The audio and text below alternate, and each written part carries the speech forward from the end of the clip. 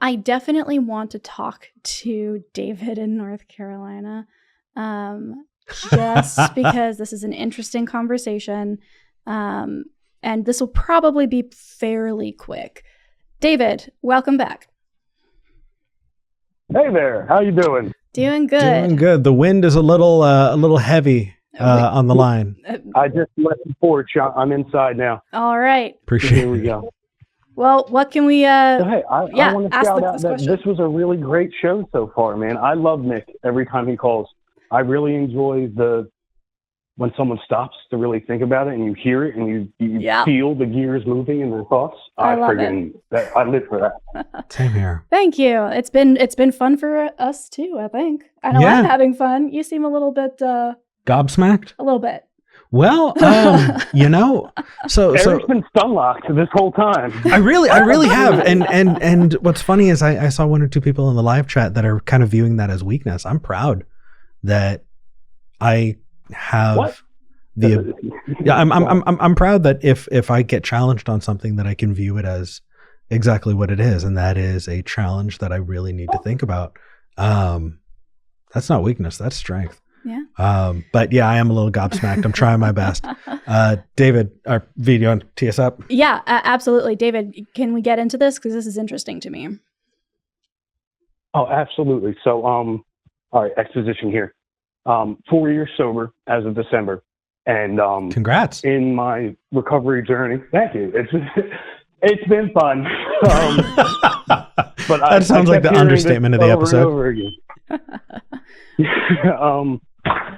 In getting sober through AA, which I'm no longer a part of, but a majority of my friends are in there, this idea over and over again that you should choose to be happy rather than choosing to be right to mitigate conflicts and I guess just like irritation among your community. Okay. And it never sat well with me, because if I'm choosing to be happy and not choosing to be right, like that, I guess it is a values thing, right?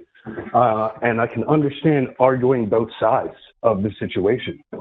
Like if I have a problem set before me, sometimes you have to choose whether to be right or to be happy. And I want to know where you guys landed on. I think it's very telling that there are people who are happy knowing that they are wrong.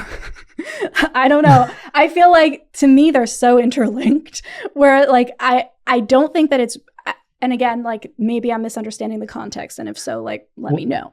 But for me, what it sounds like is if you don't have anything nice to say, don't say anything at all.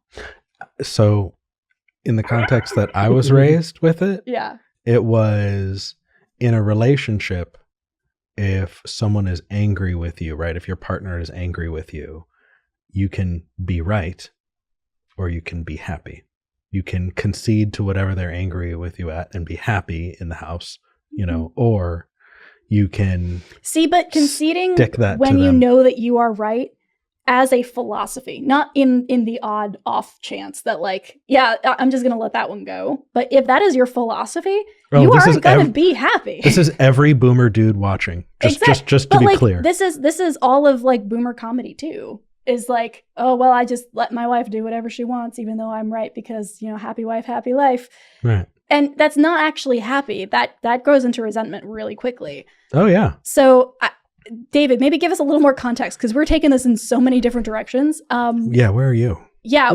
In what context would you use the philosophy, as it was presented to me, is all interpersonal relationships. Okay. Whether I have a conflict with a housemate or someone at work. And I actually tend to use it at work. I am I'm a lefty. I'm leaning left nowadays. But my workplace is very conservative. And, I pick and choose who to have the conversations with. And which hills you want to die on. And absolutely. And, some people are responsive. And then we've got anyone, George Carlin, that whole skit, fuck you boomers. I love that. Love that skit. But I'm surrounded by a lot of those.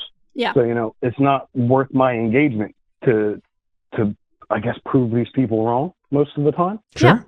So that is where I choose, happiness. If I bring up, well, you're saying this, and I'm like, well, there's actually, that's not right. It's not going to pan out in the end for anybody. Yeah. So walk away more frustrated. So I learned Is that the necessary context?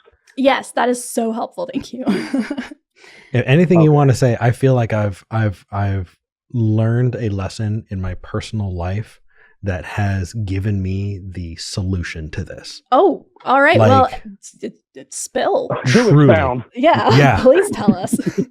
David, you can be right and you can be happy. It doesn't need to be a dichotomy. Are you ready? I'm about to give you the solution to this. All right, please. Boundaries. Healthy boundaries. Oh boy. It is something as an adult I have needed to learn over and over again, and it is the hardest with the people that I love. Setting a boundary with somebody I care about, especially, is really difficult. But also at work, I've had trouble setting boundaries because I want to be a people pleaser, or I want to not create strife or conflict. But what I learned is that if I set up, hey, here's where I'm comfortable, here's the area that you can play. If you push into where I'm not comfortable, then, you're crossing a line. And if somebody is going to be talking at you, right? If somebody's going to be, expecting not to be corrected, then that's bullshit. David, if you say, hey, if they start talking to you, you go, hey, I just want you to know, if I disagree with you, I'm going to speak up. If you want to talk at me, I'm not okay with that. And if they do decide to talk at you, then you're justified in being able to correct them. I see absolutely nothing wrong with setting healthy boundaries for yourself and for the people around you. And the thing is, as long as you respect their boundaries as well, you should be okay. But the right or happy thing, what I've found is that so long as you are operating within the boundaries that you set, happiness is so much more achievable. I am so much more willing to let things go when I give people the boundary. Hey, here's where you can play, but don't take it into my personal space. Get out of my backyard. Yeah, right. I have a conflict of interest that is here now because I believe. This is just a belief. There is growth in discomfort.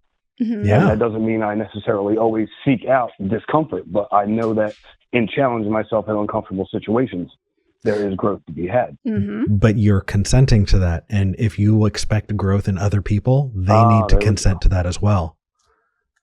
You can't push into other people's discomfort and expect them to listen to you and grow from it.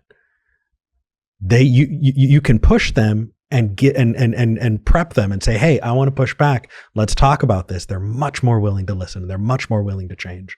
You can still make them uncomfortable. You can still be uncomfortable, but do it when everybody is consenting. Agreed to it. We need to be consenting adults here. Yeah. Absolutely. I love that. Do we have time for one more quick amendment here? I had another topic, but I was hoping it was very small. It was let's you try it had out. shared something. You shared something. I'm Dr. Pastor Shanachu, by the way, Esquire. Oh, okay. You guys might know me from Twitter. Oh, cool. Hey guys, how you doing? Hello. If you slide in Eric's DMs, he will answer you, and I appreciate that. Not always. I've got like 200 unanswered messages in Twitter.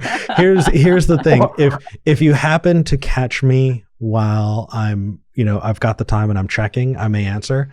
If you message me and it's been a month, I guarantee your message has been buried and I may not see it. So like, I feel so special. Well, I wish that I could make you feel special, but I was probably on the pot. Nice. Oh my goodness. Appreciate you. I want to be honest. David, all right, yeah. Let's get out of this. What is this question? I'm saving Eric from himself. Please. Absolutely. V, you had expressed the ideas of gratitude versus relentlessness, and that's one I share as well. When you sit on being grateful all the time rather than relentlessly pursuing your goals. Yeah. And I just want to know if you would expound upon that. I don't even need to be on the line unless you'd like me to. You can continue. Hell yeah, absolutely. Let's wrap up here so that you can just kind of enjoy the show and don't have to worry about being on hold. And then we'll move right into our last caller, but I will definitely do that, David. Thank you so much for calling. Yeah, thank you. Take care, guys. Absolutely. Keep on keeping on. And anyone who's trying to get sober, please look up smart recovery. That is what's worked for me. It's science and evidence-based recovery. You don't need to be caught up in this religious mumbo jumbo. I'm all about that. I'm all about that. All right. Thank you. Take care, guys. Bye. All right. Real quick. I liked that. Yeah. David, call back. But essentially what I said before, possibly on the show, definitely online, is that I think that instead of, we need to get out of this mindset of being grateful for things as a way of dismissing asking for more. So yes, of course, if somebody does something nice for you, be grateful to that person. That's not what I mean by that. What I'm saying is, if you say, all right, I'm going to vote for this person and request X things as a result of that, and then they give you half of that, the response should not be, well, just be grateful you got half of what you asked for as your condition for voting for this person.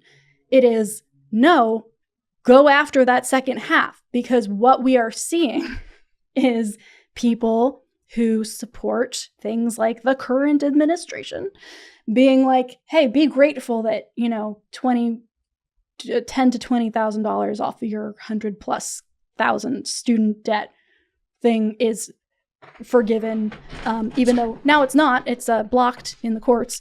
Sorry if I'm the one who told you that and ruined your Sunday. The response to that is not, well, be grateful and go away.